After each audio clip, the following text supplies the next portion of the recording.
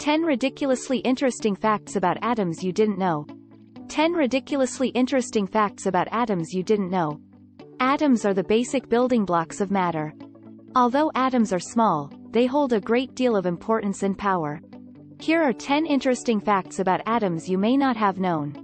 1. The word atom derives from the ancient Greek word atomos, which means indivisible. This term was chosen because scientists of the time believed that atoms could not be divided any further.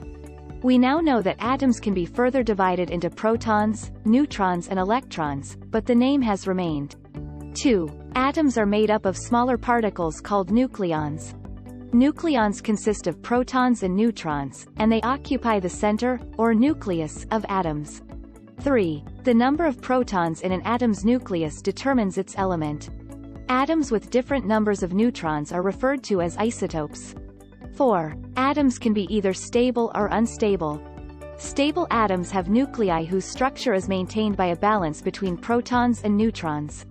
Unstable atoms have too many or too few neutrons and their nuclei break down over time, releasing energy in the form of radiation. 5. The sizes of atoms vary from element to element. The size of an atom is determined by the number of protons and electrons it contains. Generally, atoms with more protons and electrons will be larger than those with fewer. 6. Atoms cannot be created or destroyed.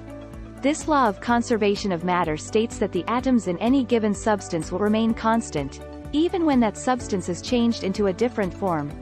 7. Atoms can join together to form molecules.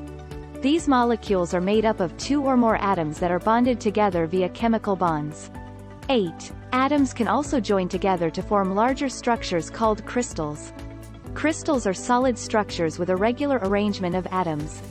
The atoms in a crystal are held together by strong covalent and ionic bonds. 9. Atoms have magnetic properties. Atoms have a magnetic field due to the movement of electrons around the nucleus. 10. Atoms can be combined, or synthesized, to form different substances.